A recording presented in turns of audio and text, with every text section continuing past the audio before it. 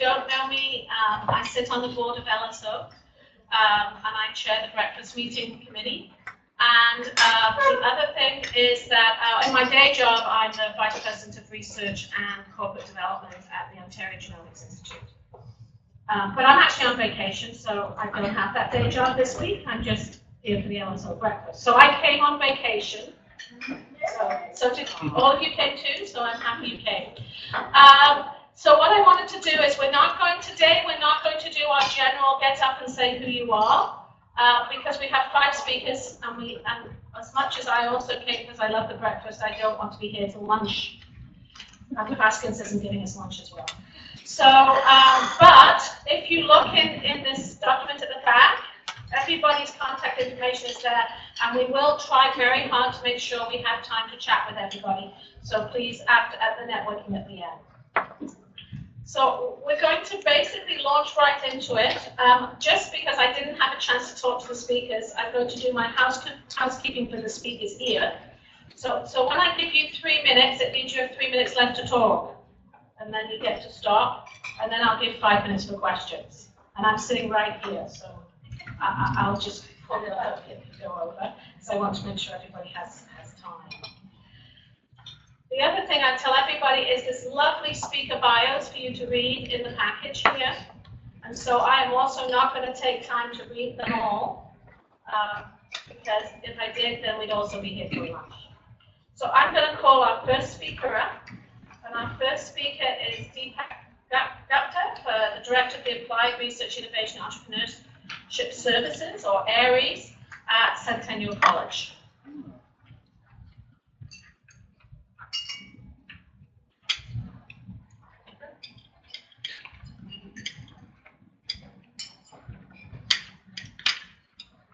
Good morning, everyone. Thank you for having us here. It's a pleasure for me to join you at the breakfast meeting for LSO Ontario. As a new member, we are very excited about being a part of LSO.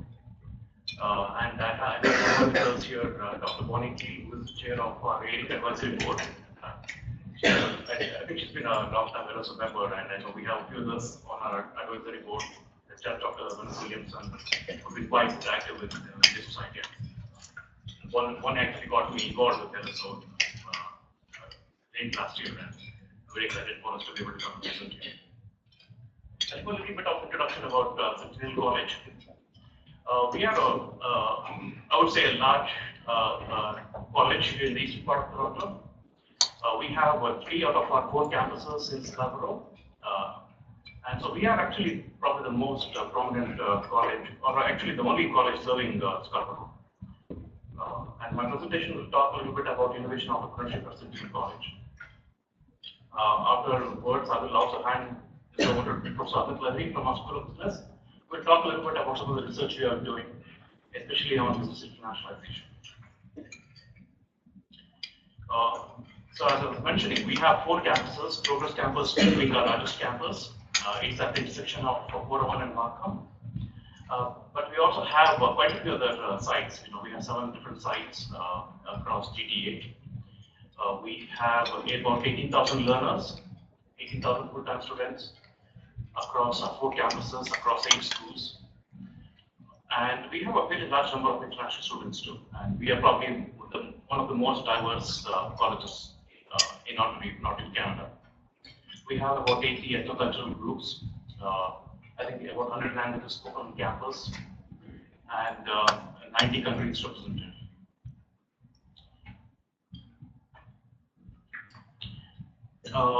One of the things that is important to the colleges, and especially for Centennial College, is a commitment to driving innovation entrepreneurship. And when the college system was initiated about 50 years ago, and Centennial is actually the first public college in Ontario, our mandate was to, being able to provide the workforce for the industry. So we were really driven by the labor market. Since then, we have recognized that the applied talent that we have can be applied to solving innovation problems faced by the industry.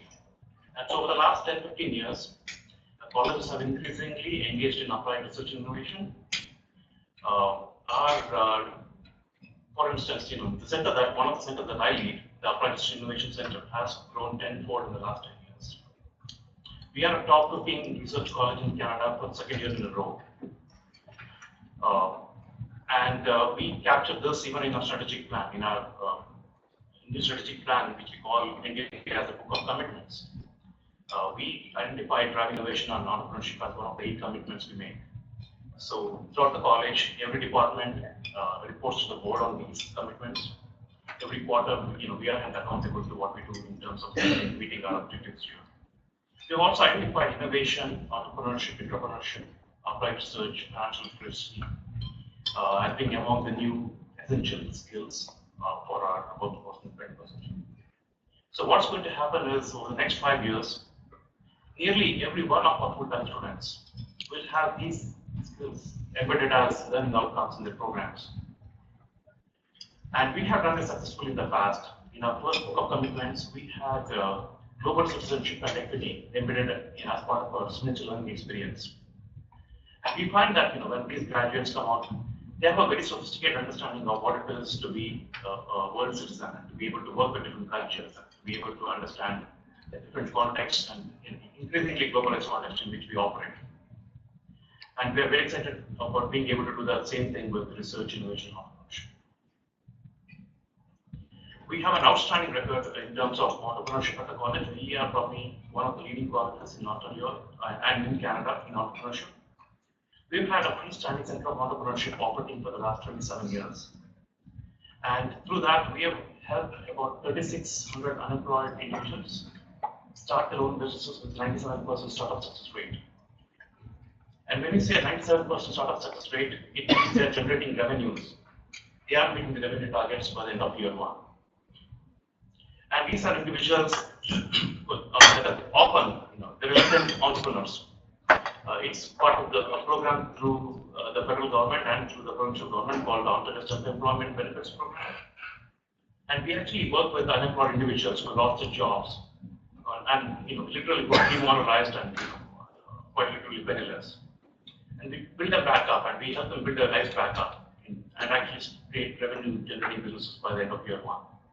And so every year we turn out 185 of these businesses, and we've been doing so for the last 27 years. We have 3 major research programs underway at the college. These are multi-year programs. One of the biggest strengths is aerospace. We are at the forefront of the aerospace campus at Dalton Pharma.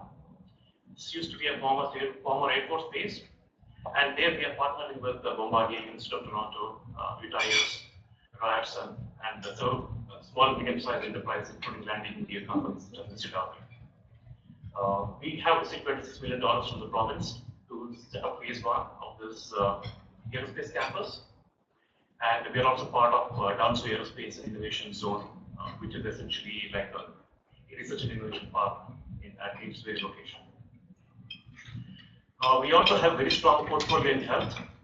Our School of Community and Health Studies is about 9,000 students strong, and that is really bigger than many Canadian colleges themselves. We have several programs spread across 3 campuses. One of the big things that we do there is the nursing program jointly with Dalton College and Ryerson. But we also have a very active research portfolio. In fact, the research that we have been doing, for the last 10 years, have really come out of the School of Community and Health Studies. And we also have very strong track record in sustainable energy. So if you're driving on 401 and you get past a campus, you will see our hybrid street lights and solar panels and roof simulator. You might be able to see them on the highway. One of the exciting initiatives that we are taking right now is developing a technology at the center for wearable, interactive, and mobile technologies. And this builds on our success record in health technologies. I think in the last 5 years, we have worked with about 60 clients in health. We have developed 40 products, 30 of these have been commercialized. And we see this as a very symbiotic relationship with companies that we work with. Our research is very applied. So the companies come to us with challenges that they are facing, and we put the best of our faculty, staff, and students to work on these. And we have incredibly talented faculty and staff. We are a comprehensive college, so we have programs ranging from business to animation to arts to help to engineering technologies and so on. So in our strong spot is being able to work on what is creating challenges, bring together different expertise. And you may not know, but 20% of students actually have prior post-secondary education. And we have the highest number of students with doctoral degrees in I think in Ontario and maybe in Canada. So we do have several students that come to us after university education. We also offer postgraduate programming. And we are very excited to be able to work on this initiative. We are at the final stage of a national competition to build a technology at the center, to be able to work on a very fast-moving industry. And so with this, I will hand this over to Professor Amit Lahiri. He's been one of our highly recognized professors at the School of Business. He has a background in life sciences industry. He worked at multinational companies like Syngenta last year for about 15-20 years, setting up their marketing operations and heading their country operations in India. And he'll talk about research that he's doing on business internationalization.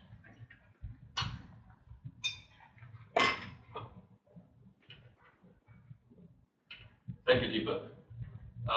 Good morning to all of you. My name is Amit Lahiri. I'm a professor of international business at Centennial, the same institution people come from. I've been teaching at Centennial for the last 15 years because, but once upon a time I was part of you. I established Boehringer Ingelheim in India, and I established Sanofi Pasteur both in India as well as for the Gulf Cooperation Council countries based out of Dubai.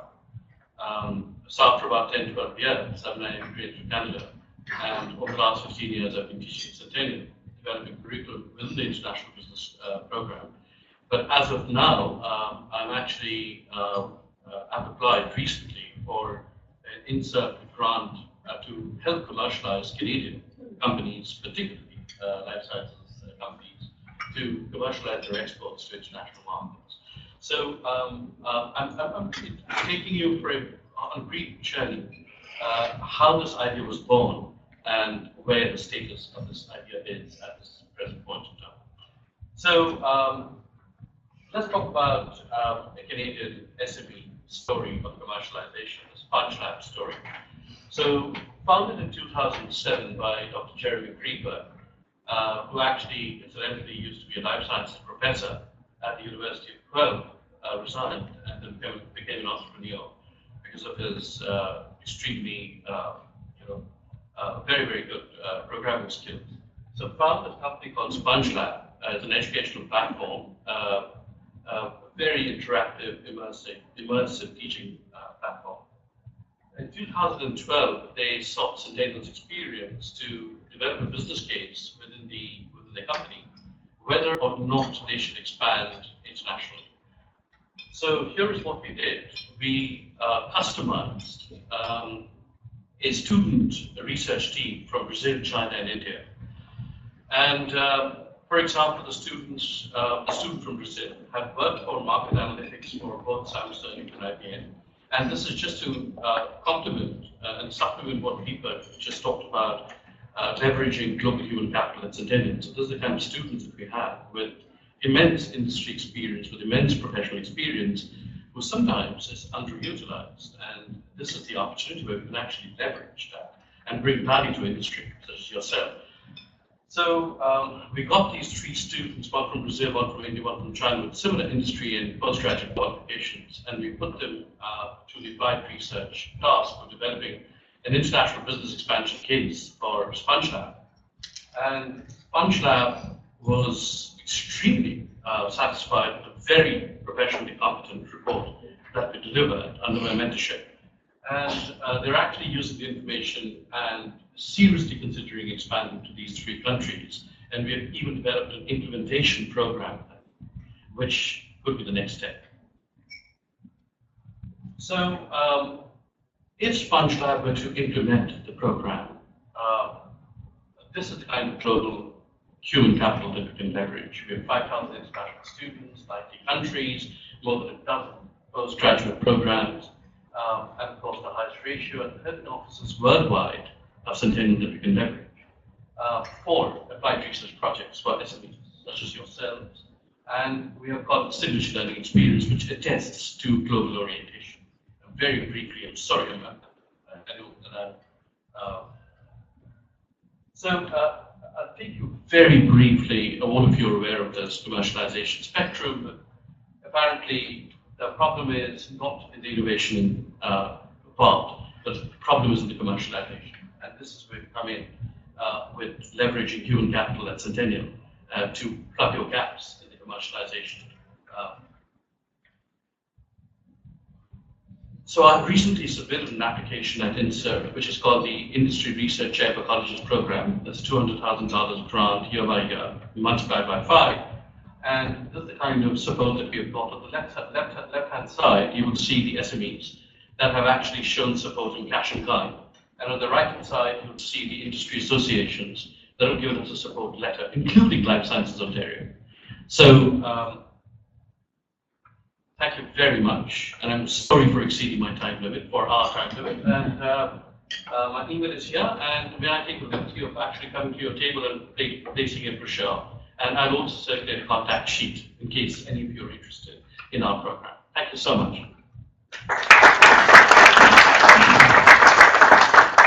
You didn't go over by that much. Any questions? So I have a question for either of you. You talked a little bit about the global capital because they come with so much experience. I also used to teach in a college, so I know that's to be true. You speak a little bit about there's a lot of conversation that post-secondary institutions are not teaching the skills that are needed in the industry. Can you talk a little bit about how Centennial reaches out to industry to understand what they should be teaching in their curriculum? So the way we keep our students current on what the industry needs is actually have industry members tell us what exactly we need to be teaching students. So every one of our programs is actually required by regulation to have a program advisory committee. We invite our major employers to be on the committee, and these committees meet very frequently, multiple times in a year. And they really actually engage in a very practical way of providing us feedback about what should be learning outcomes, what kind of skills they need to know. And we have very defined outcomes-based processes to design the curriculum. So the industry partners would tell us, when we hire a graduate, they need to be able to do this, and this. They tell us the 4 things that they want the graduate to be able to accomplish. And we use that as the outcomes, and from that, try back and decide what we need to have in our course content, what we need to have in our labs, and what we need to be able to provide our learners with in terms of tools, skills, attitudes, and behaviors. And so and that works out very well. Even when we develop new programs, we actually have to make a business case showing that there are jobs for these graduates, and we actually have to interview prospective employers and get some of their strategic planning in place in understanding, what is their growth market, what is their growth in terms of labor force, and how many jobs they expect to be able to create. And so it makes for a very high employment rate. Yeah, supplement people with a very quick point. So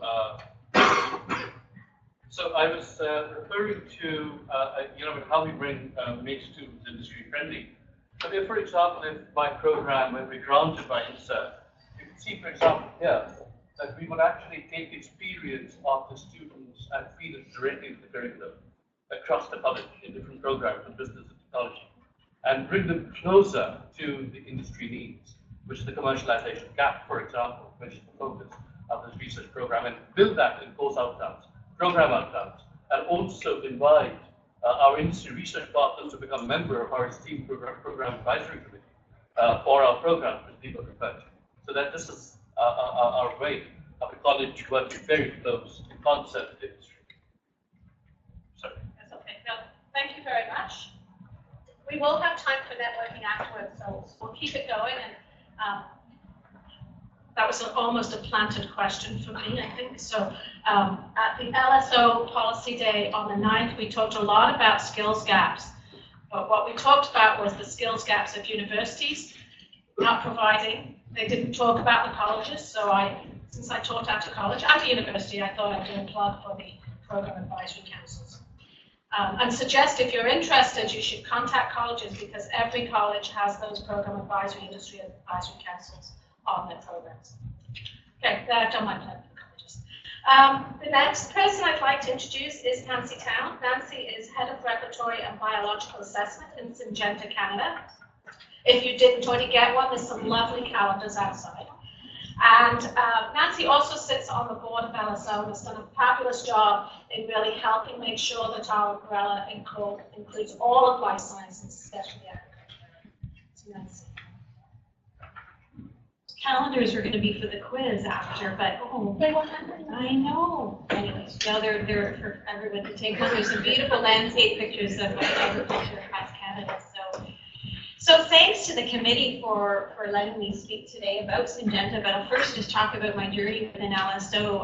I've been on the board for a couple of years, and Jason, I think I'm one of two sort of ag-focused board members, and LSO and Syngenta is a relatively new member to LSO over the past year and a bit. And why we joined, I think, is because, particularly in Ontario, we see an ag food literacy gap, and we see a rural-urban divide that's really widening and widening. Only 15% of the population in Ontario lives in rural environments. And what that means for companies like Syngenta to be successful, especially at a government level, is that people are very disconnected from where their food comes from.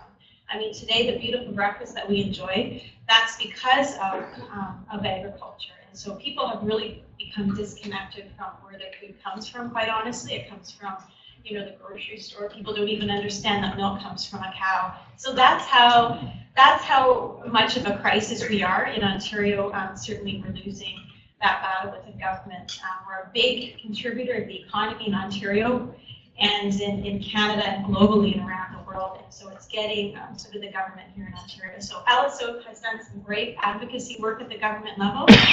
And we think a united voice is really what we need sort of in the life sciences industry. And so Syngenta is very much on board with the values and the value proposition that LSO offers. So with that, I'm here to talk about Syngenta, which is a tremendous opportunity for me because I've already met some great people, some people that have just graduated from programs. And I'm a perfect example, I think, of my background is all medical, actually. And so how did I end up in ag? And I think, again, it's that image of agriculture. You know, I left my blue jeans at home, I left my suspenders, the tractor, they wouldn't let my tractor on the gardener today, so I had to take, you know, the GO train and things like that. So, and Jason took the piece of wheat that I had hanging out of my mouth when I came in. So, but that is the image of agriculture that people have. And so, try to bring a different image to agriculture. It's a highly technified industry. The farmer of today, highly educated. They use drone technology to scout their fields and UAVs to spray their fields. And it's been a huge opportunity for me to grow, you know, my talents within the sciences, and I'll talk about what I do for Syngenta. So for people coming out with a science degree, think about agriculture because, quite honestly, it's very much growth industry.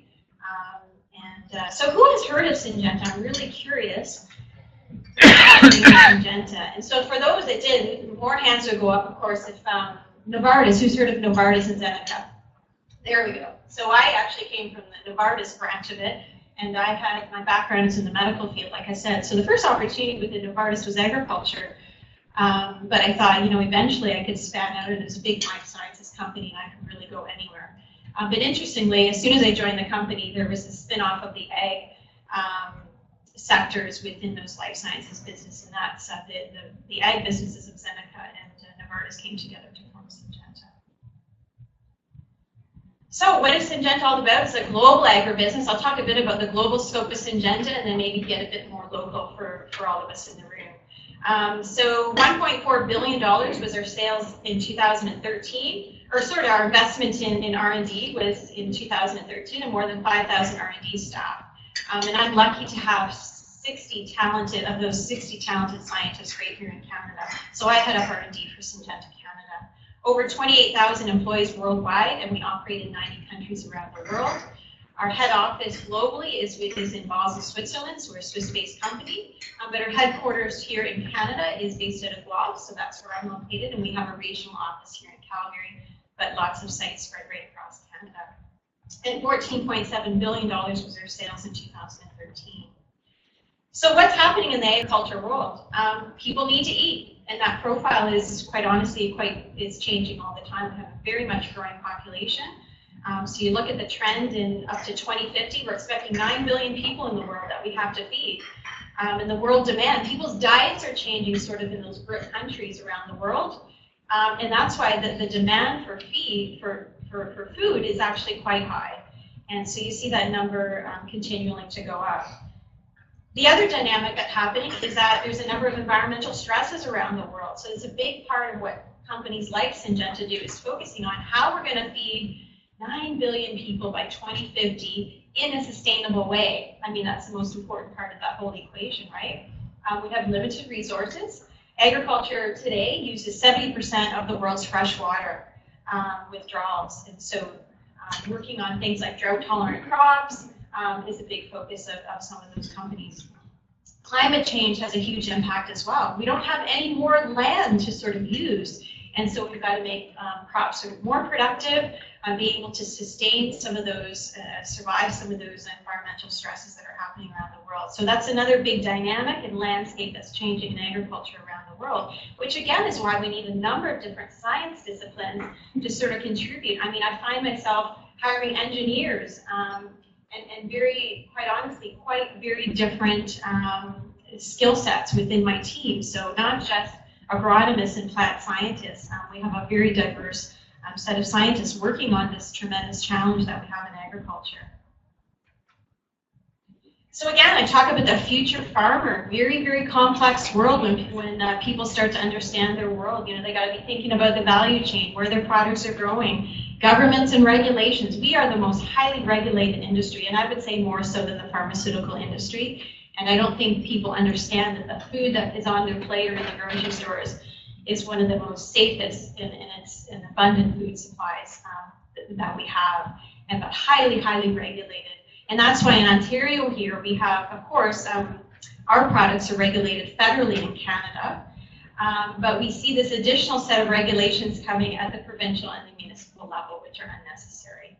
And so those are sorts of the regulations that's making agriculture and the companies that support agriculture very unpredictable. Environmental pressures, and the fact that farmers now have societal pressures. I mean, agriculture gets a very negative image in the newspaper, and so that sort of societal pressure is being put in on the farmer as well. And of course, global financial instability. So we need to find better ways, again, to feed the world. 87 million people go to bed hungry. 70% of them depend on farming, and 2 billion more people by 2050. And although we're quite distant from that, downtown Toronto here on Bay Street, because, you know, quite honestly, we have lots of food, but agriculture, companies like Syngenta are really servicing that global demand for food, and the fact that we have, 2 billion more people coming by 2050. And again, this is something Syngenta has just launched very recently, again, just around the image of agriculture and making sure that people understand what agriculture is about. And so some of the developing countries, of course, really focused on feeding that hungry planet, but doing so in a very sustainable way. And so we have a number of commitments around the world to make sure agriculture is very much sustainable. These are some of the technologies that Syngenta has. So we do both crop protection as well as traits and seed, and all those sort of things come together to make crops more productive. And I did leave a pamphlet outside. We do source our innovation in all different areas. We think we've hired the most talented people within Syngenta, but we do collaborate, and we do have a resource for people to have that sort of first date with Syngenta, and I've left that information at the front desk. So this is sort of the local flavor of Syngenta. This is how we're sort of spread across Canada. Like I said, head office in Guelph. All of the research stations where my staff is spread right across Canada. We have employee numbers of 264 here in Canada. And then this is just a snapshot here of where agriculture is in Canada. And if you look at Ontario, of course, really just in that southwest corner is where we have some of those crops. But the biggest part of agriculture, and if you look at the grower expenditure for 2013, 4.7 billion, which is about split evenly between crop protection and seeds. So those opportunities are significant. And So like I said, big contributors. Canada is globally to the world stage for agriculture. We're global leaders in exports of canola, durum wheat, flax, and lentils, and a big creator of jobs in Canada as well as here in Ontario.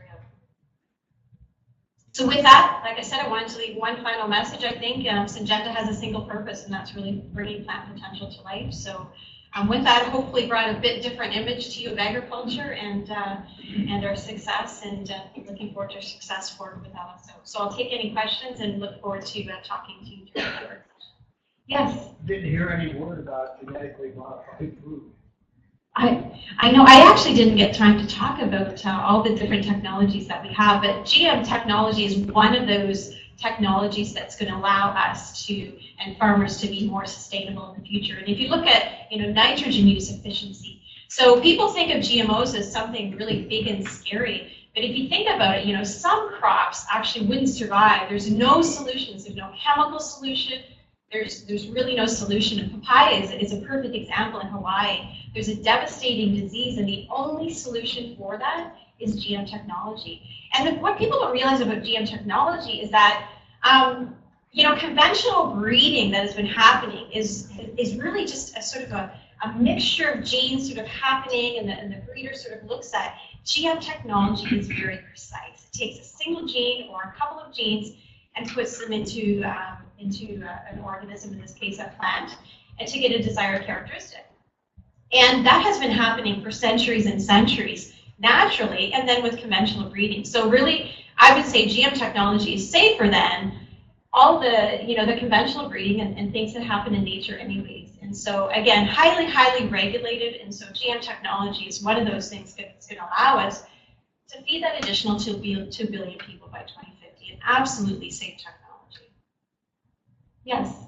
A substantial amount of agriculture is done in greenhouses. Have you done any productivity analysis of that sector? Yes, it's absolutely a big industry. Now, Syngenta Canada here, Syngenta, I think, I'm trying to think of our tomato statistics. I think 1 in 4 tomatoes comes from Syngenta around the world. We have a big vegetables business.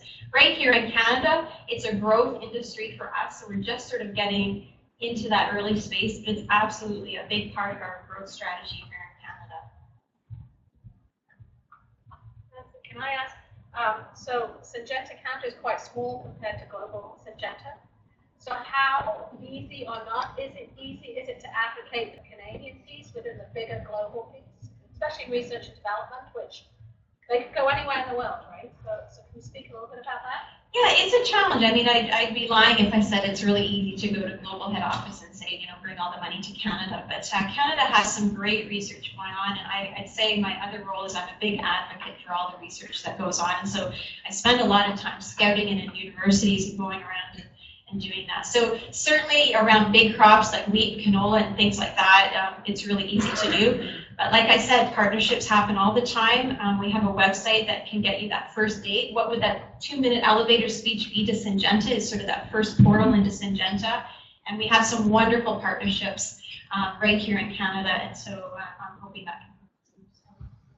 Thank you very much.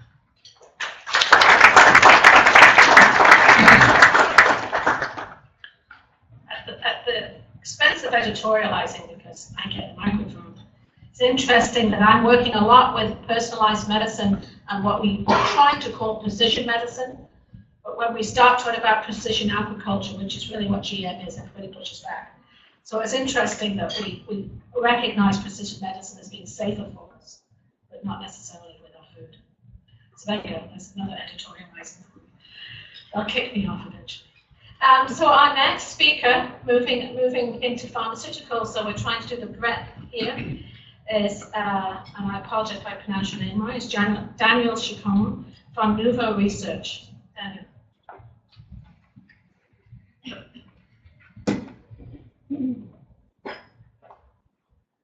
Good morning, everyone. So I represent the biotech sector here in Canada. We are a Canadian company based in Mississauga. We have a plant in Montreal, and we have offices in Germany, and some scientists working out of their home offices in Salt Lake City and in San Diego. So this is an investor presentation, so we'll talk a little bit about products and a little bit about our financial situation.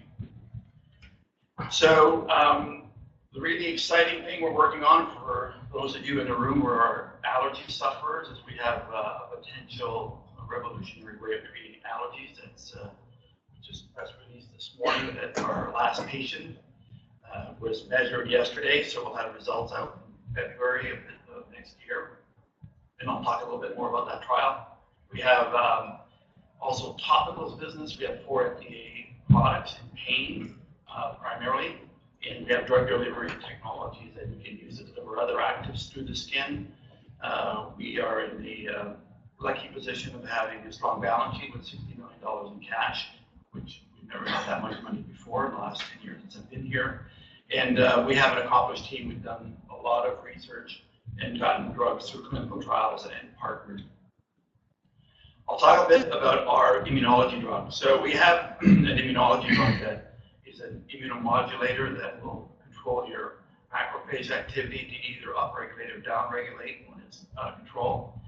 We've tested it in animals for a number of different diseases, but our first big clinical trial was in allergic rhinitis. So for those of you who suffer from allergies, it's quite a huge number. 1 out of every 4 people in the United States suffer from some form of airborne allergy. And about 50% never go see a doctor and take over-the-counter medication. If you look at the of that whole group of 82 million, 10 million are basically called refractory. Nothing works for them. They go see allergists. They take needles. Every allergen requires a different needle, and you take them 4 months before allergy season, and you hope that your immune system will eventually get used to the allergen and get rid of it. So that market in the United States is very big. Every one of those 10 million people spends about $1,500 per year for each allergen. We've done some research regarding our drug, and we think we could sell roughly 10 to 15% of that market, or 700 to 1.1 billion in the United States alone. So why is our drug can capture 10 to 15% of the market? Why is it different? So on the left is our drug called WF10. On the right is traditional immunotherapy, people who go see an allergist. Usually you take, for every allergen, as I mentioned, some kind of needle. Our research showed that we covered all allergens. So one treatment, all allergens are covered. We did 5 days of treatment in a row. It's an IV treatment that takes around 90 minutes per day for 5 days, and then you have 18 to 24 months of relief. You don't have to come back. We have virtually no side effects other than site irritation because it's a highly basic. It's got a pH of 11. If you take immunotherapy, you have to sit in the office after your needles for 20 minutes to make sure you don't have anaphylactic shock. And we had a 70% improvement in what's called total nasal symptom score, which is what you measure when you go into an allergy trial. And most other drugs right now are in somewhere 20 to 30% benefit. This is the first trial we ran in 2010. There's only 60 people at one site. You'll see that on the left it says total nasal symptom score. To get into the trial, you needed to be at 7, which is full-blown allergies. 30 people got placebo, and 30 people got WF10. You see at the bottom left here, that little green, that's the 5 days of treatment. We measured at 3 weeks, 6, and 12 weeks, and you can see that we dropped them down from 7 to a 2. All of you in this room here would probably score a 2, whether you're allergies or not. That's normal. And we continued to monitor these people for another year, and they stayed at the 2 level. People in the placebo group eventually go back to baseline. And we had a p-value of 0.001. Those of you in the biotech world, that's very statistically significant. Now, I'll caution everyone, it's one site, it's 60 people. So with that amazing results, and these were all refractory patients that had at least 5 allergens. So we looked at our results and compared it to a meta-analysis of all other drugs that are treating allergies. And you can see here, these are multiple trials and the difference in nasal symptom score for drugs that are currently available, and we were significantly better than anything out there. The only example of a company that has a long-lasting effect drug like ours that uses needles is a company called Circassia. It just went public in March in the UK. It has a phase 3 drug for cat dander This is a traditional kind of treatment where they have a drug for ragweed, grass, dust, mites, so everyone is doing trials. And this company now is just in the middle of a phase 3 for cat dander. It was valued at $1 billion in their IPO and it's still trading for the $1 billion mark. This just shows that if you have a unique or something revolutionary in the allergy space, there'll be a lot of interest from the investment community because it's such a big market. So we are now, I just mentioned the last patient just came out of the trial. We did another trial now with 183 patients. It's 15 centers. It's 4 arms because we have 2 drugs in our trial. And the FDA wants to know which one's doing the work, whether it's a combo or it's the other 2 drugs. So we have 4 arms in this trial, and we will announce results in Q1 2015. Actually, February 15th is when we'll announce the results. And we're obviously very excited. If we can duplicate those results, this will be a very, very unique drug in the allergic rhinitis space. So that's one asset that we have. The other asset we have 4 approved FDA drugs. Some of you may know Pennsaid. It's sold in Canada by Paladin Labs. It's for osteoarthritis of the knees, a topical diclofenac. And we have 2 versions of that, the 4 times a day and the 2 times a day version. We also have Pliaglis, which is a lidocaine tetracaine cream that turns into a peel. It's used by cosmetic surgeons before you have superficial dermatological procedures like laser, etc. And that's launched globally now. And we have a patch. It's also lidocaine and tetracaine, but it has heat. Take it out of the pouch, it warms up, and it helps the delivery of the drug through the skin. And that is so, I remember the children's hospitals, before you have a needle, you won't feel the needle, basically, after you have the patch on for about 15 minutes. And then we have a topical wound healing drug, which is a topical version of our WF10. That's how WF10 started. And it's sold in Europe, Asia, and South America. So all of this business is partnered. These are some of the partners worldwide. I won't go through all of this, but you can see we have some very big companies like Dalton Pharma, that sell our products around the world. Pennsaid 2% is really one of our flagship products. We just sold that product for $45 million to Horizon in the United States. And it's the next generation version of Pennsaid. We're running a trial in Europe starting in the spring to get it approved in Canada and in Europe. This is one of those unusual cases where the FDA approved it, but Canada said the trial wasn't good enough. So we're running another trial. But it's a twice-a-day product, again, for OA of the knee, and it's a very good product. I won't go through all of this, but this is our pipeline of topical products. So we have a lot of technology. We're not spending any money on this because we don't have enough. But we're focusing now on WF10. If WF10 fails, which we don't think that'll happen, we do have capital to advance a lot of these programs that are in pain, dermatology, and CNS. So the big milestones, this year we had 2% approval of this, Pennsaid 2% in the US, which we launched. We started our WF10 trial. We just settled the litigation with our US partner, which got us $10 million US, and then resold the drug for $45 million. And now we're just completing that phase 2 study that I talked about for allergic rhinitis. This year, we should be announcing in Q1 the results. We'll start a phase 2 trial for Pennsaid 2% in Europe, as I mentioned, with the results. And we hope to be out licensing a lot of our products again this year, as we do every year. So this is the company. We have a market cap of $65 million. We trade for basically our cash. And we have no debt, and we have 10.6 million shares outstanding. So just to finish, we have an allergic rhinitis drug that could be a potential blockbuster in development. We have 4 revenue-generating products and a pipeline of other topical products and a strong balance sheet. So that is the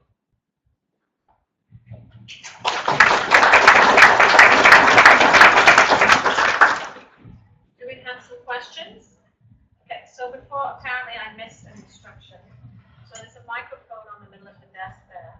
Because if you didn't know, we webcast these so people can hear us. So if you can grab the microphone and you hold the button until it flashes green, is that right? Other way around. No green. It's red. Ask your question and I'll repeat it. Okay. Everybody can I'm hear just- it. yeah. Oh, there it's going up. I'm just wondering what the mechanism of action is for WF10. You mentioned macrophage modulation, but I'm wondering if there's anything more to it than that. Yes, there is. Unfortunately, not the guy who explained it, but it does affect the cascade process of all of the interleukins and all of the macrophage generation that starts the process of the immune system. But I'd have to spend another probably 15 minutes trying to explain all of that. And we are actually doing more work to try and understand why it has that long-lasting effect of 2 years. But it does sort of reset your immune system. Can you do the same as a microphone right down there? Push it one. So, doesn't work, that would give advice. So for most of these drugs, there's a rebound effect. You see a rebound effect for patients not taking it? So the question was that there's a rebound effect with these drugs. Do you see the same thing? No, on WF10, on the WF10, our experience is that after around 18 to 24 months, you will start to get your symptoms coming back. And then you have to take another round, and then it's another 2 years. So you have to take treatment every 2 years. But there's no immunosuppressant effects. Basically, we have not seen any side effects. We've been monitoring these patients, and of course, that's what the FDA is going to want us to do. So right now, it's just basically their allergies go away, and they're fine for roughly 18 to 24 months. So increased levels of flu, cold, and None. So I'll ask one more question about, the generic question. So what's been the biggest challenge? I think that you could spend less than, 2 days telling us about. So we took over this company 10 years ago, and it was 50 million of debt, no cash, 3 weeks of cash. The challenges have been multiple fronts. For us, the FDA at the beginning, that's probably the biggest challenge. They put us through hell to get NSAID approved, which is the first one. And then commercializing, finding a good commercial partner to sell the drug. It's always a challenge. I would say finding cash is the other big challenge. So the big three: regulatory, commercial, and cash. And you know what? They're all big. Thank you very much. Sounds like a very exciting year next year. We should keep an eye on it. So our next speaker is Kevin McCarthy from Dalton. Keeping with our breadth of companies and groups that we have here, I actually visited Dalton, I'm going to say it might have been 15 or 20 years ago. So it's been around, I think, 25 years, but I'm sure Kevin's going to tell us some more. Morning, everyone. I'm Kevin McCarthy. I'm Associate Director of Sales and Marketing at Dalton Pharma. So as we were just talking about, the company was founded in 1986 by Peter Kikos. I know a lot of you are familiar with Peter. He's been in the life science space in Toronto for a long time, and he's well known in the space as well. So he started the company at York University, graduated there, started doing small chemical synthesis to support research and development in a lot of the universities and hospitals. The company continued to grow and grew in the incubator at York University until they basically got too big for the incubator and moved not far to our current location, which is across the street from York. So we're in Toronto, technically just south of Steeles, so just across the line. So I'm going to talk a little bit more about the company and a really high level, and then I'm going to talk about one of the services. I know Daniel was mentioning one of the issues that a lot of the companies, and we deal with lots of companies, startups, large pharma, inside specialty, the whole range, and there's some consistent needs in the industry. We always have grown to try and adapt to meeting those needs for our customers. So this slide is a really short version of what we do. We like to say that we discover, develop, and manufacture.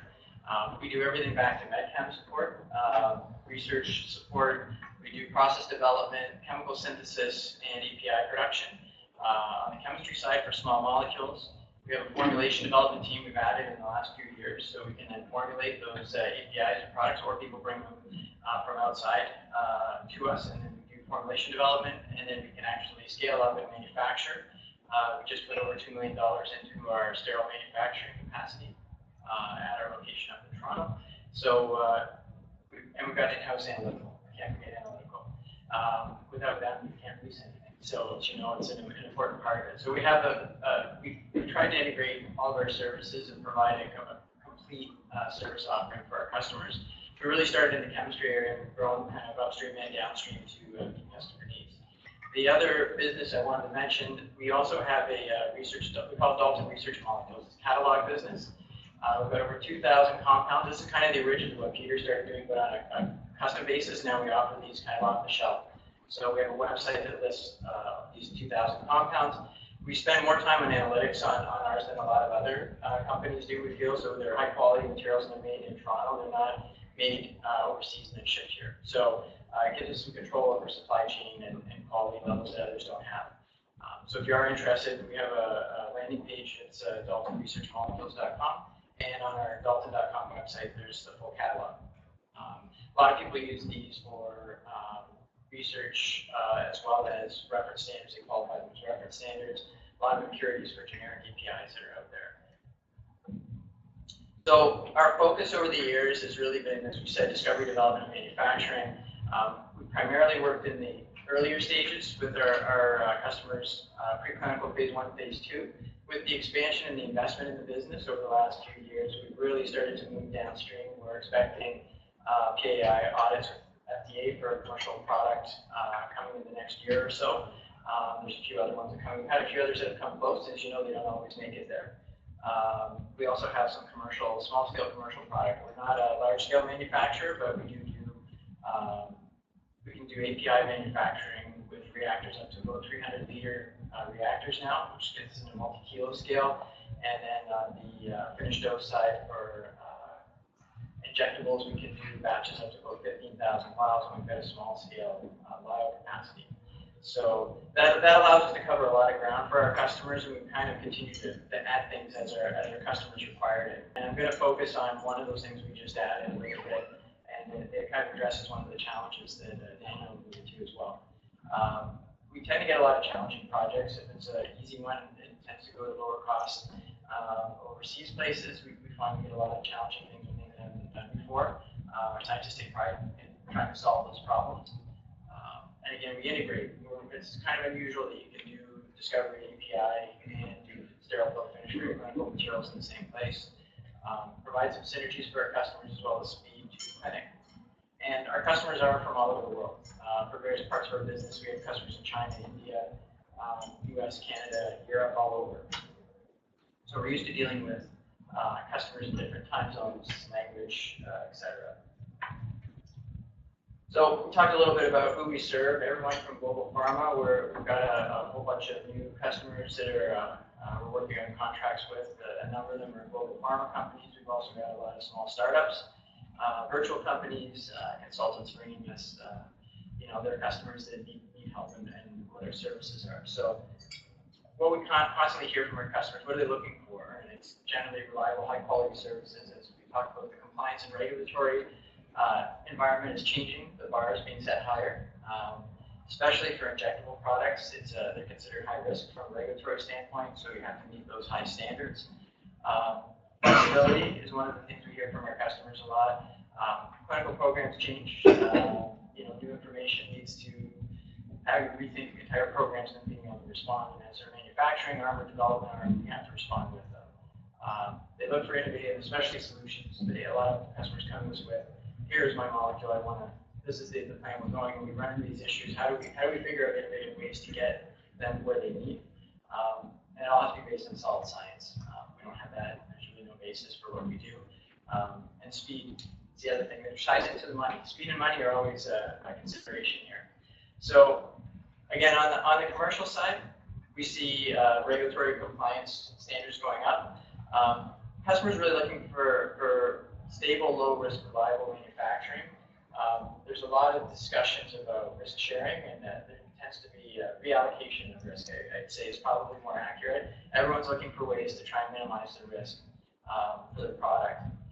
On the R&D side, bringing new products to market, you saw Daniel's got a pipeline of products, and why aren't they all moving ahead? it's funding. So there's funding out there. It's still not unlimited like you'd like. It's still competitive. We find when our customers finally have it, they want to go and they want to go very quickly. Also, people looking for more data. The more data that you can get to that next clinical trial, get your information, it helps you with increasing valuations for licensing, allows you to raise more funding and continue development. Those are critical things. And then speed, again, once you have the funding, everyone wants to go as quickly as possible. Not cutting corners on quality, of course, but getting to that milestone, because it really helps to keep the products moving. So we've been seeing this over the years, and one of the things we've recently added is a program called Sterile Made Simple. And it's basically focused on making sterile injectable vials quicker. We try and basically take your idea and put it into a vial as quickly as possible for clinical purposes. So how do we do that?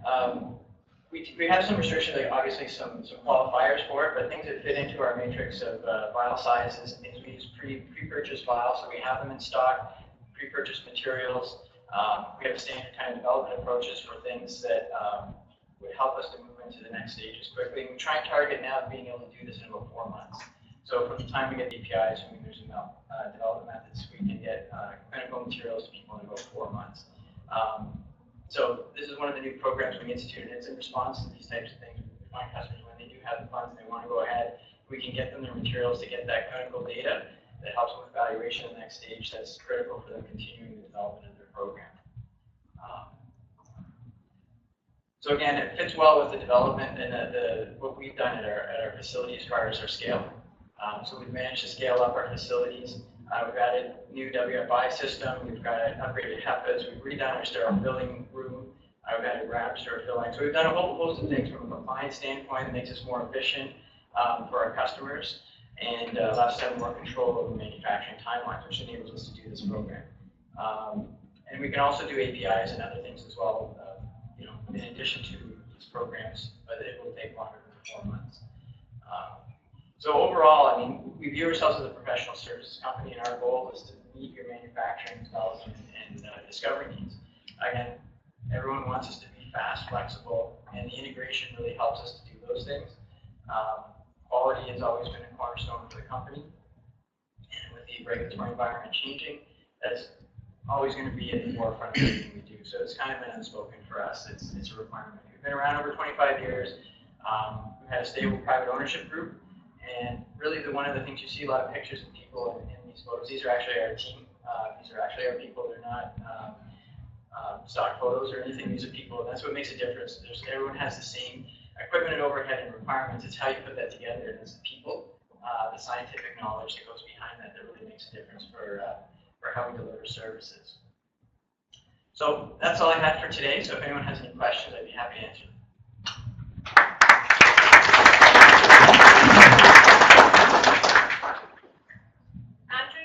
Can you try the microphone on the? You just hold it down until it turns green. Click it once. If not, I'll repeat it. Just click it once. I'll click it once. Go ahead, now. Okay. So in your delivering of fast and efficient kind of customer service for your clients, what would you recommend for startups to do in the relationship with you to allow you to be able to meet that kind of, I've got the money, we've got to move fast. But oftentimes maybe they're showing up and not recognizing what they think that they could have been doing in the relationship before the money starts to flow. And we do have a range of customers. Some of them come and say, I have this much money, and what do I need to do to get there with this money? Or what do I need to do to get to the stage where I need to be? And then they ask about how much it costs afterwards in some cases. But we find that customers come prepared. A lot of times they'll come and they haven't thought through, I don't have analytical methods done. I don't have all the validation work that I have done to be able to go into production right away. So then that turns into a longer term project if they're not expecting. So a lot of times as you reach out to a customer or a CMO or whoever your provider will be, or internally even thinking through those plans of all those levels of detail, understanding what you really need to do. And again, not every company is virtual, so have 2 or 3 companies. It's great if they're going to be working with someone that has 25 years of experience doing this. They can sometimes provide some value. We need to do this and give you a more realistic timeline and scope. So that helps us to be able to deliver to meet expectations. Because We do have customers come in and they say, here it is, and I want to go into production in a month and a half. Sometimes it takes that long to order materials. So it's not always feasible, the timelines. So our job as well as providing our expertise is trying to help them understand where they're not clear that, these are what we think the realistic timelines are for you, and trying to find ways to make it as fast as possible for them. Question, Dave? You mentioned the changing regulatory environment. I was wondering if you're seeing increasing challenges with regard to identification and control of potentially genotoxic or DNA reactive impurities in your products, given that there's this new ICH guidance out there, International Conference on Harmonization guidance on that subject. Yeah, I mean, it's always a concern when we're working through, especially on API production and things. We're always looking at impurity profiling. It's one of the things we've seen in growth in our catalog business, even is because these impurities, all these new APIs and things, people are wanting to characterize, quantify in more detail than they were before in general. So I mean, it's the same sort of the bar you're seeing raised for all these things, even just compliance and sterile manufacturing, things that were acceptable years ago. No longer are considered acceptable. So we've had to invest and raise the bar to make sure we're doing things the right way. And it's really about risk reduction for all of it. So different companies will take different approaches to that as well, as far as how much risk they're willing to take. You have to meet a certain minimum, obviously, for safety purposes. But again, you can avoid things at certain stages and wait till later. But then sometimes that comes back. To bite you, I guess, if you miss something really critical in your process. So. Can you just try it right here? Just press it once.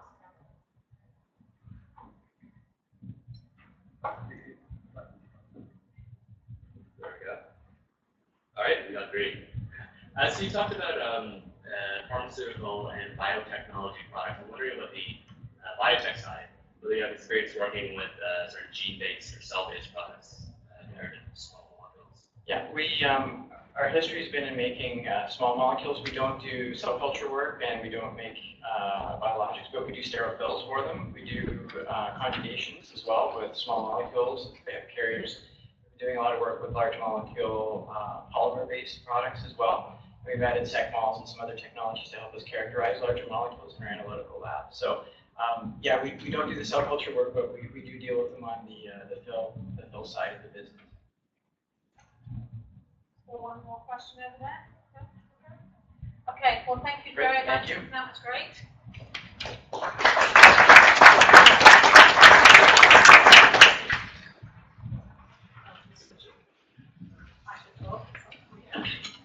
Right, thank you very much. And our last speaker today, we've spent a lot of time, we were talking about Ontario, but we know we live in a global world. We know that we actually don't do a great job in Ontario in exporting our products. I can't remember what the last number I heard from the Ontario Chamber of Commerce, but it was a bit abysmal, 7% or something of people. So we need to be talking to our neighbors across the world. And they also want to talk to us because we've got great stuff here and make collaborations. So I'd like to introduce to you Angela Boyle, who's the Vice President of the Scottish Development International. Good morning, everyone. Thanks very much to Life Sciences Ontario for having us on this morning. Really just like to give you a bit of an introduction to my organisation, touch on the life science industry in Scotland and some of the key subsectors we have, maybe show you some of our key infrastructure projects and some of the financial assistance schemes available to companies looking to locate in Scotland. So we're probably familiar with Scotland. We are, despite the recent referendum in September, we are still part of the United Kingdom. We're a relatively small country, 5 million people, which is just over 8% of the UK population. We have very well-connected infrastructure. We have some major international airports, making transport across Europe and globally very easy. We have some really world-class universities in Scotland, some of the longest established universities there, an active investment community and strong support from the government. And as a result of that, we're seeing foreign investment in Scotland standing at a 15-year high. So Scotland does have some really strong links with Canada. Scots Canadians are actually the third biggest ethnic group in Canada. And the Scottish Government recognised that and set out an engagement strategy for how we work with Canada. Following on from that, we established an office here in Toronto, and we also more recently established an office in Calgary. And in terms of life sciences, there's some similarities between the Canadian and the Scottish healthcare systems. So looking at our role, the role of Scottish Development International is essentially the government economic development organisation. We are a partner with Scottish Enterprise and Highlands Islands Enterprise, which is our sister organisations back in Scotland. We essentially the international arm of those. So we're responsible for both trade and investment.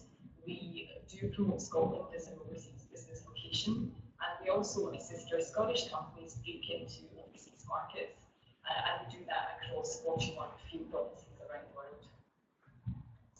So in terms of how we can help, if you are looking at possibly expanding into Europe or expanding your European footprint, we do have a lot of experience with working with foreign companies. We can support you with things like identifying suitable property and premises, introducing you to our research base, whether that be our companies or our universities, right through to helping identify the right people to make your operation successful, so staffing and recruitment.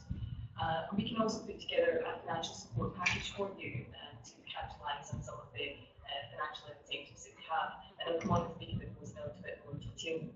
I think importantly, once companies are in Scotland, we also have what we call a dedicated aftercare team. So we will put a team of people around you to make sure that you are successful in Scotland over the long term, and we continue to grow to help you grow and expand there. So looking at the life science industry in Scotland, Scotland's got a long track record of innovation, going back to the discovery of penicillin, to Zantac, to the MRI scanner. There's been a lot of really important innovations and discoveries made in Scotland.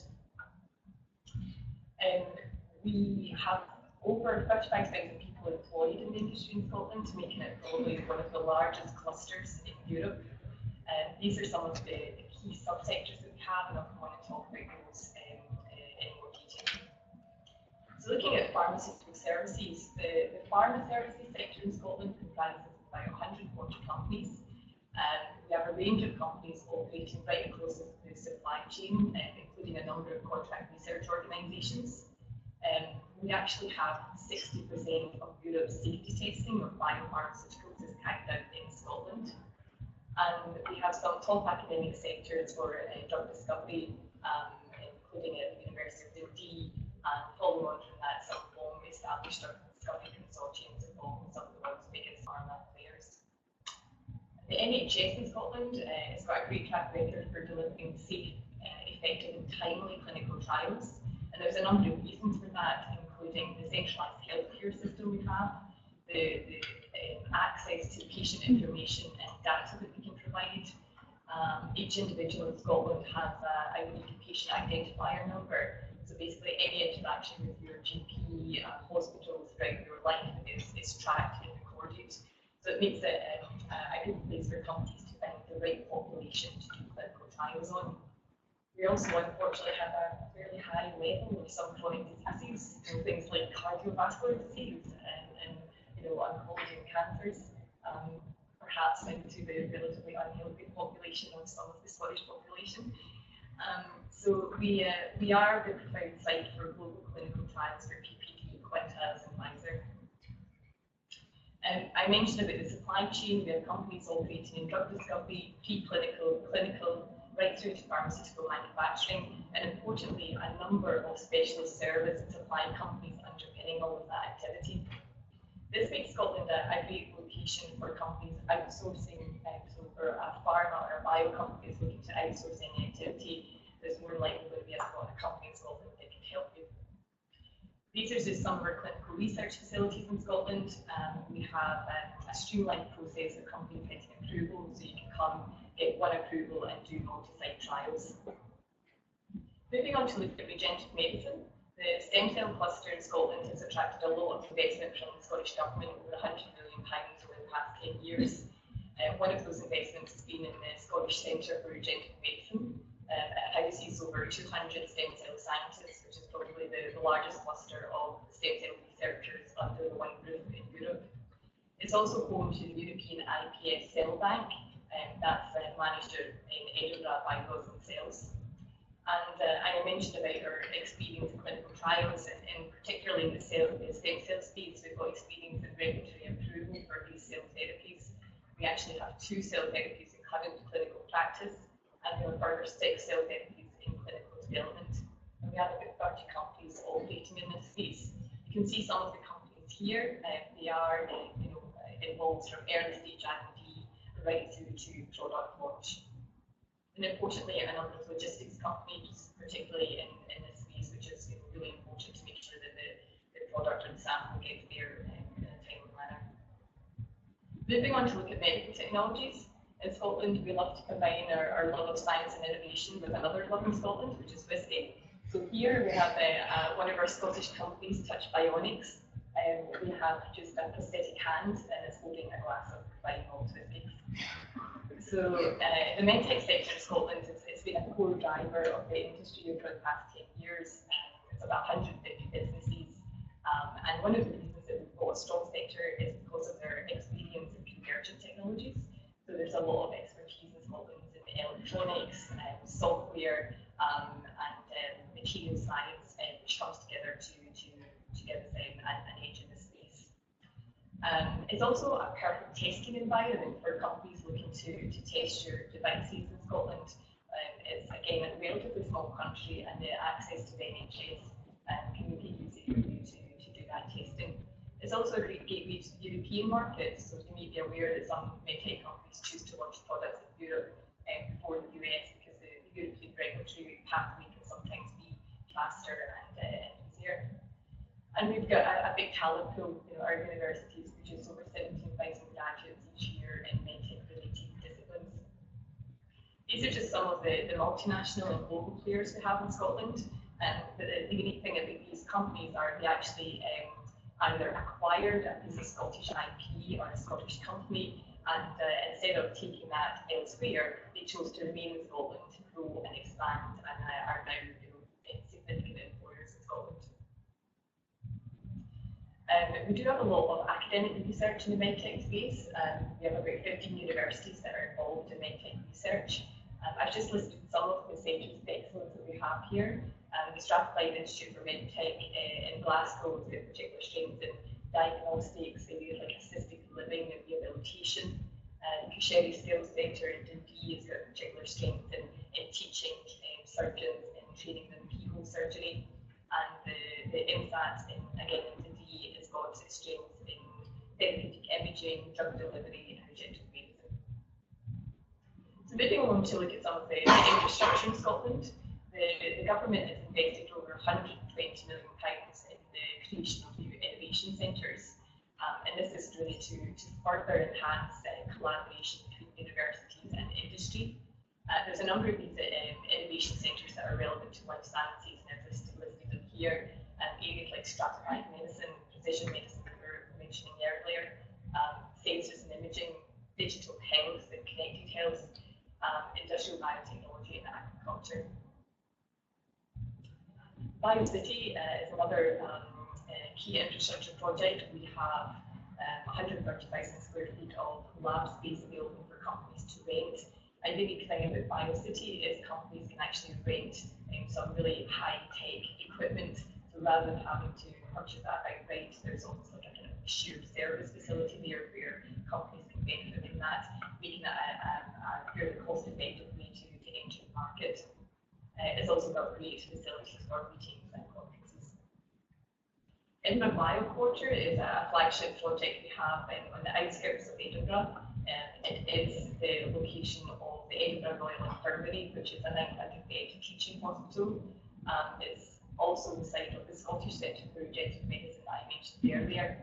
And you can see some of the other facilities we have here. The Queen's Medical Research Centre is the University of Edinburgh's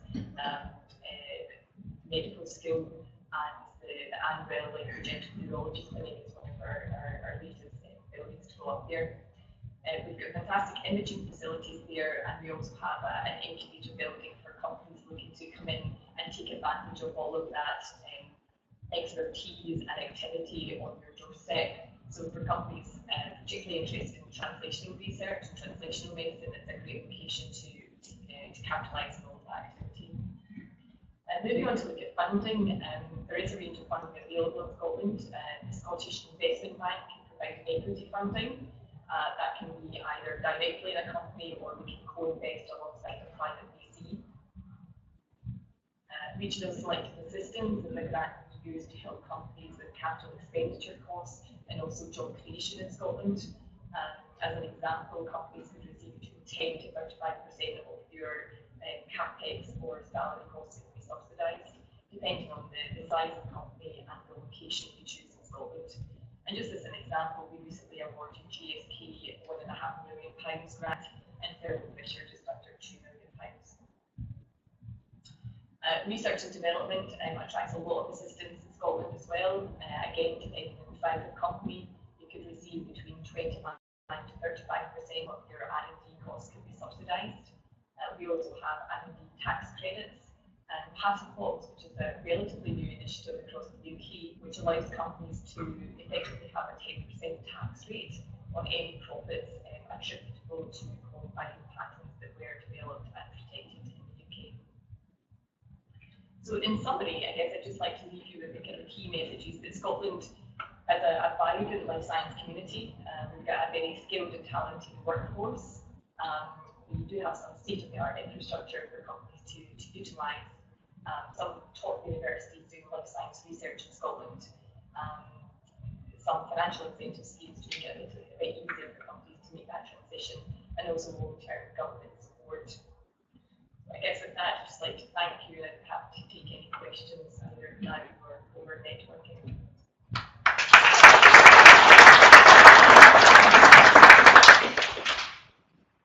Thanks, Angela. Any questions for Angela? Andrew. Could you comment on the opportunity of the Scottish Medicines Consortium for the health technology assessment process in Scotland as a potential health economic bridge into European markets or everywhere else where they're interested in that? Sure. So yeah, I mean, you've mentioned a couple of things that I wasn't able to get into the presentation for the sake of time, but yes, the system in Scotland is very joined up, and so the process for approvals is pretty smooth. Of course, it's still very highly regulated, but we do have the Scottish Medicines Consortium, which approves products in Scotland, but it works very closely with the European regulatory agencies as well. Other questions? All right, thank you, Angela.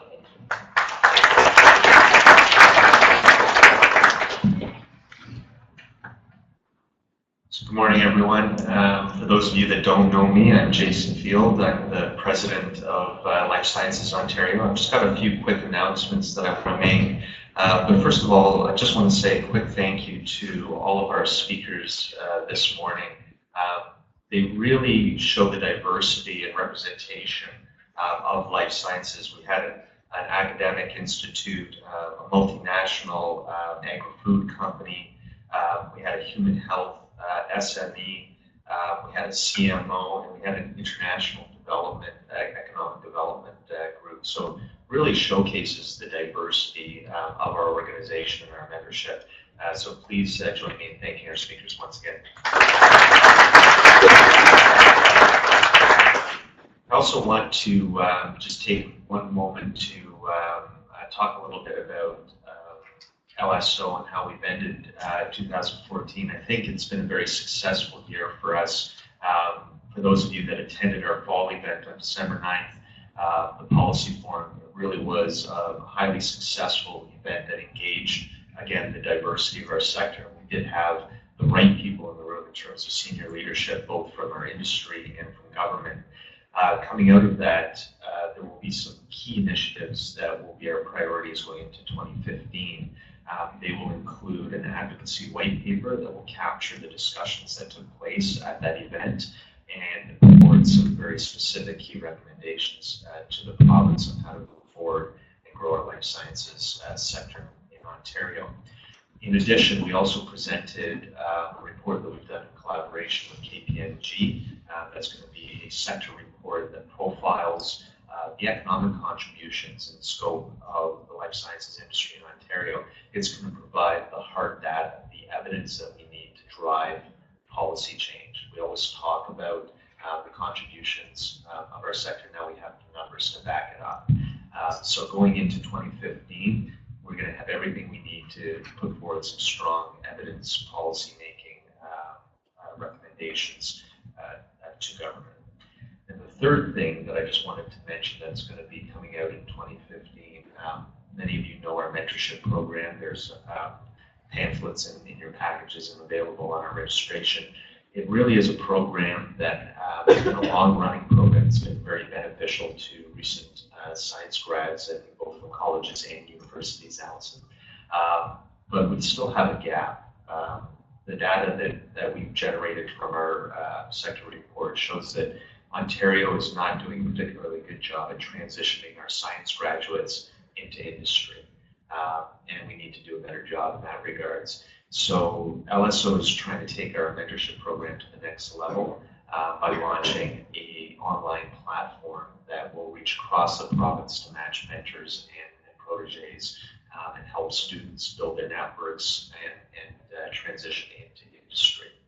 All three of those initiatives, the white paper, the sector report, and the mentorship platform, are being developed entirely with LSO resources.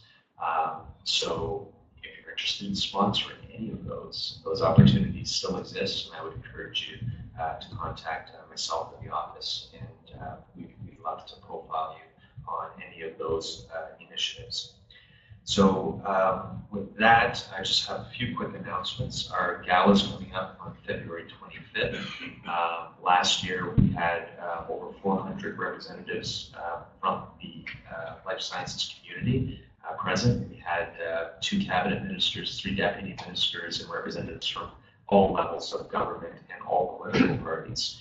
Again, the right people in the room. So I'd encourage you all to mark your calendars and attend that event. Our next breakfast meeting is going to be in January 15th, and we will be having presentations from Clinical Trials Ontario. For those of you that were at the December 9th event, you'll notice that Clinical Trials Ontario were mentioned several times on the panels, and so they're doing some very interesting work. And Susan Marlin, the President and CEO, will be here to talk about that. NRC will also be here. NRC's recently gone through some restructuring. They've got 3 new business groups, and we have representatives from all of their business groups that are going to be present to talk about how NRC, in their restructuring, will be better aligned to support the life sciences sector broadly. Throughout next year, again, mark your calendars. We'll have these dates up on our website and our events calendars. Most of the events will be taking place here. The exception will be our AGM, which typically is held at E&Y, also downtown Toronto. And we will also, in May, be doing a breakfast meeting out in the Niagara region with some of our partners there. All of our breakfast meetings now are webcast, this one included, and the one that will be taking place in Niagara will be webcast. So if you're not able to make it out to Niagara, you can log on and join us virtually. I mentioned our mentorship program and online platform. We're always looking for mentors. So if you're interested in participating in that program, I would encourage you to speak to Brian at the Reg desk. We also have Richard Naranstein. Richard's right over there. He just raised his hand. He's on our mentorship committee as well and a very active participant. So you can talk to Richard about that program. Finally, I just want to say thank you to our sponsors, City of Toronto, KPMG, Sanofi Pasteur, RxD. Without their generous support, we wouldn't be able to do all the activities that we currently do. Town of Richmond Hill, EY, and Novartis. And I'd like to thank you all for attending. One last thank you, which is to Alison Symington and the Breakfast Committee. Thank you for your leadership on this, Allison, and thank you to all of the committee members. Another great year for our breakfast meetings. I'm looking forward to 2015. happy holidays to you all. Have a safe and happy New Year as well. Take care.